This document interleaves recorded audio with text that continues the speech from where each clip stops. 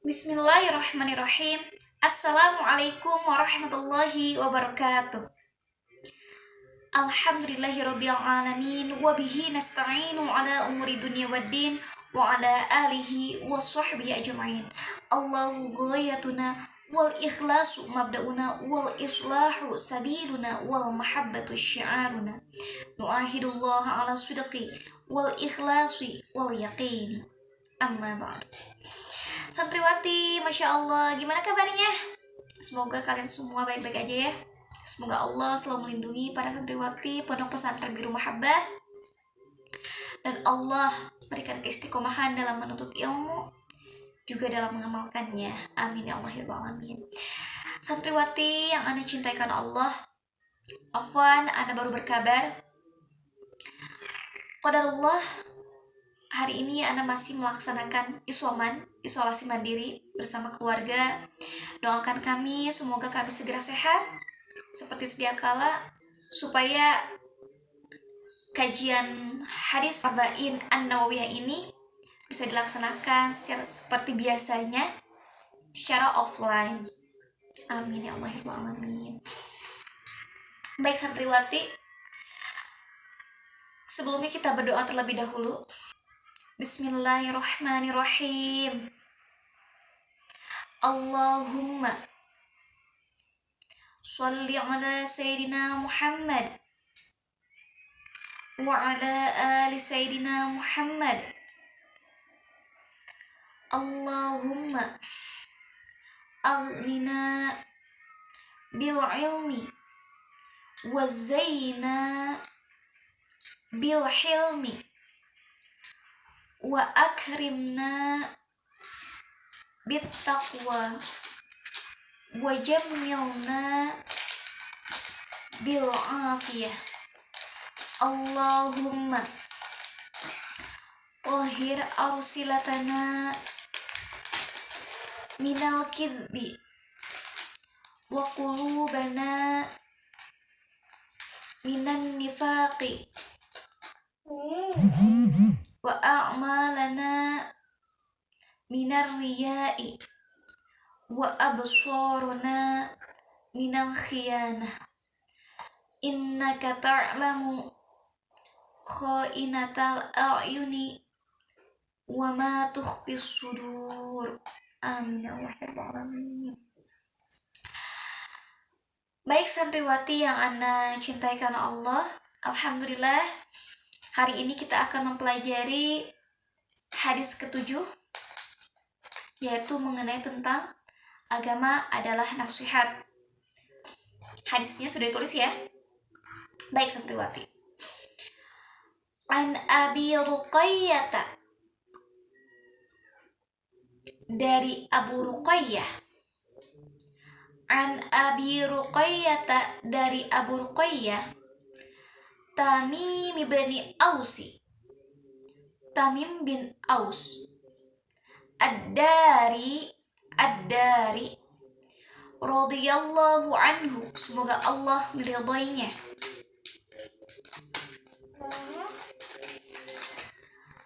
Anna Nabiyya sallallahu alaihi wasallam, sesungguhnya Nabi Muhammad sallallahu alaihi wasallam qala, bersabda,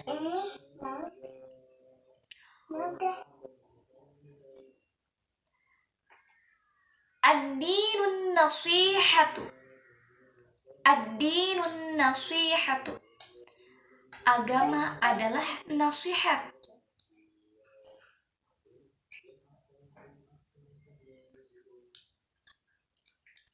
Qulna, kami bertanya, liman,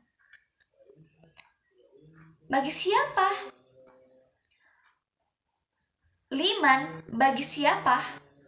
Qala, beliau menjawab, lillahi, bagi Allah, wali kitabihi, dan kitab Allah, wali rasulihi, dan rasul Allah, wali a'immatil muslimina, dan bagi pemimpin-pemimpin kaum muslimin dan bagi pemimpin-pemimpin kaum muslimin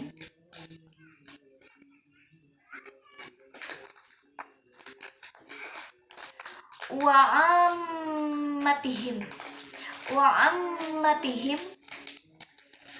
serta bagi umat Islam umumnya, serta bagi umat Islam umumnya. Baik sahabat Bila, kita jelaskan ya. An Abi Ruqayyah Tamim bin Aus dari Abu Ruqayyah Tamim bin Aus ad-Dari, ada seorang laki-laki yang bernama Tamim bin Aus. Bapaknya adalah Aus, nama datuknya adalah Dari,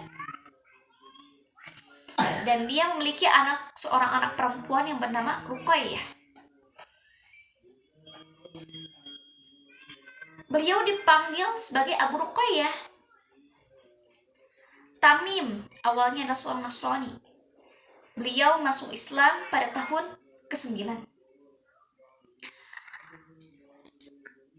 Beliau asalnya pengikut Nabi Isa, lalu masuk Islam di tahun ke-9. Amr bin Aus diutus ke Afrika Utara, daerah Kairo. Tamim ikut dalam rombongan tersebut untuk pembebasan Mesir. Dia dulu seorang Nasrani, bertemu dengan saudara-saudara Nasraninya. Ayo, dulu aku ada seorang Nasrani, maka masuklah Islam. Aku sekarang sudah masuk Islam, Tamim berkata kepada orang-orang Nasrani yang ada di Kairo. Dia menetap di Madinah Al-Munawwarah. Setelah itu pergi ke Syam. Juga pernah menetap di Baitul Maqdis, Palestina, di Madinah, Mesir, Syam, dan Palestina. Madinah, Mesir, Syam, dan Palestina. Bagaimana akhlak beliau, Tamim ini? Beliau kana zahidan. Beliau adalah seorang yang zuhud, tidak terlalu cinta kepada dunia. Tapi bukan berarti dia meninggalkan dunia. Karena zuhud itu bukan berarti kita meninggalkan dunia. Dia tidak menyimpan dunia di dalam hatinya, tapi menyimpan dunia adalah di tangannya. Tidak merasa kurang, dan kurang. Selalu bersyukur terhadap nikmat yang telah Allah berikan. Beliau adalah kana zahidan, seorang yang zuhud. Beliau sering mengkhatamkan Al-Quran. Lalu beliau meninggal pada 40 Hijriah di Palestina. Ini mengenai tentang sanadnya. Sekarang kita masuk pada matan. Anna Nabiyya sallallahu alaihi wasallam qala, bersabda, ad-dinun nasihatu, agama adalah nasihat. Ad-dinun nasihah, agama adalah nasihat. Nasoha artinya zahabun nasihun. Contohnya ya, ada sebuah butiran emas. Seorang menggali-gali tanah lalu bertemu dengan emas. Nah, si emas ini tuh masih tercampur dengan tanah, masih tercampur dengan kotoran-kotoran yang lain. Setelah itu dibakar, dibuanglah kotoran-kotorannya, terjadilah menjadi emas murni. Jadilah emas murni. Ini yang dinamakan dengan zahabun nasihun, murni.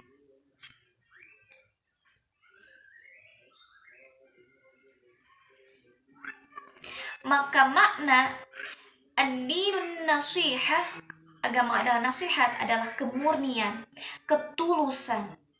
Siapa yang bermain-main di dalam dunia dakwah ini, maka dia akan tereliminasi dengan sendirinya.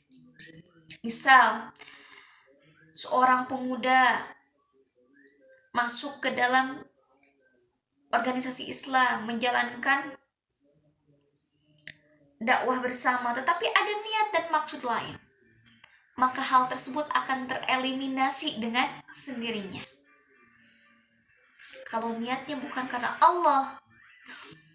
Ada golongan yang menggunakan metode nasion tekstualis. Metode nasion tekstualis. Dia terikat pada teks. Jangan macam-macam kalau misalkannya tidak sesuai dengan teks. Ada yang seperti itu. Kedua adalah golongan akliyun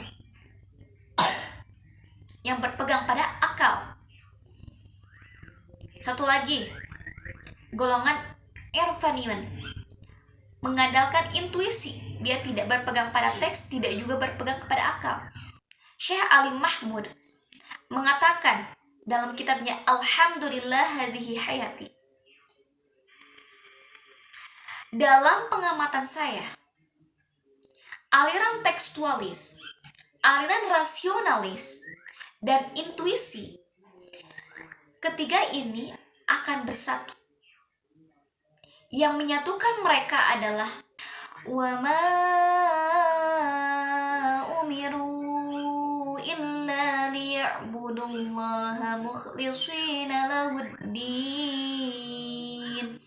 Kalau mereka sama-sama ikhlas, padahal mereka tidak disuruh kecuali supaya menyembah Allah dengan memurnikan ketaatannya dalam menjalankan agama yang lurus. Mereka akan bersatu dengan keikhlasan, memurnikan ketaatannya kepada Allah. 5. Untuk siapa ad-dinu nasiha ini? Lillahi, untuk Allah. Apa makna agama itu? Tulus untuk Allah.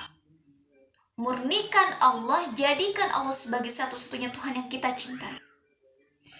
Tiada zat yang berhak disembah melainkan Allah. Hayat semuanya. Kita kuliah, lalu bekerja, lalu mendapatkan gaji, mendapatkan upah. Bukan itu obsesi pertama kita.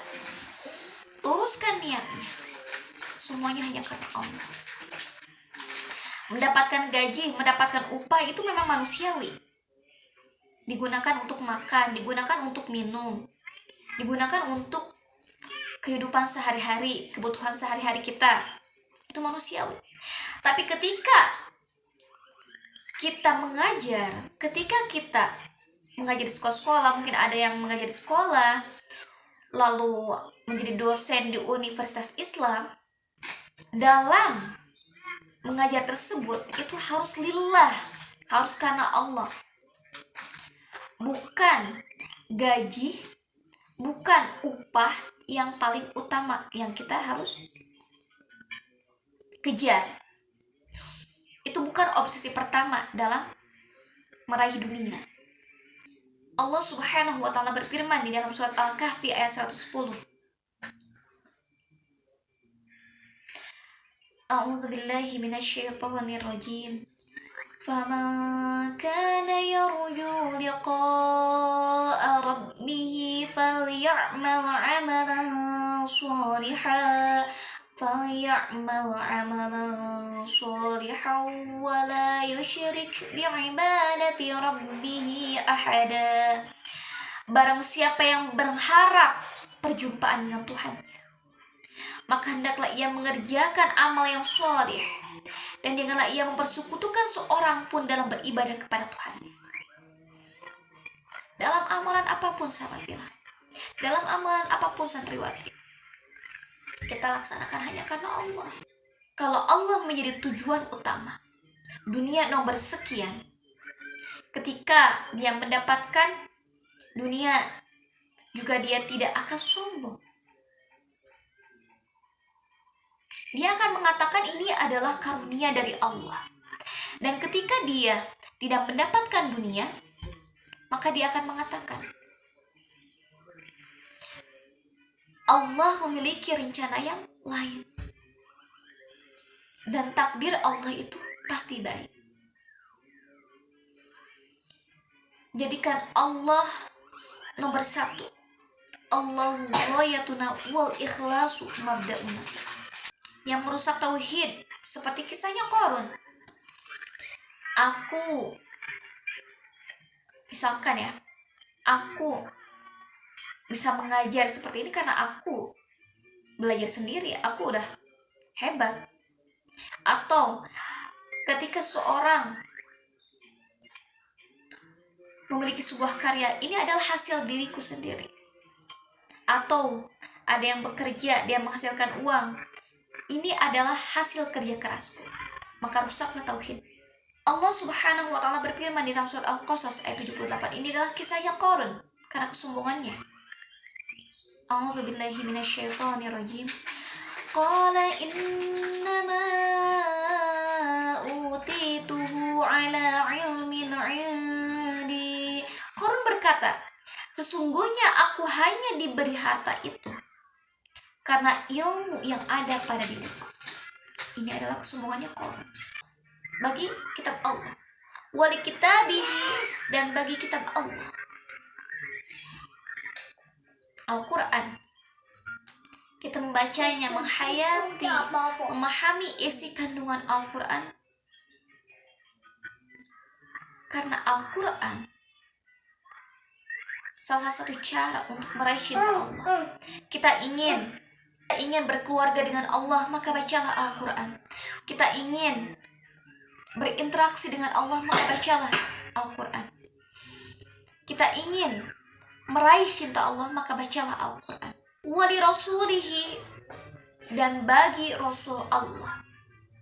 Kita taat kepada Allah, kita taat kepada Rasul Allah juga. Ati'ullaha wa ati'ur rasul. Taat kepada Allah dan taat kepada Rasulnya. 4. Bagi ulil amri. Ati'ullaha wa ati'ur rasul wa ulil amri minkum. Taatlah kepada Allah, taatlah kepada Rasul yaitu Muhammad SAW, dan ulil amri, pemegang kekuasaan di antara kamu. Terus selanjutnya adalah bagi umat.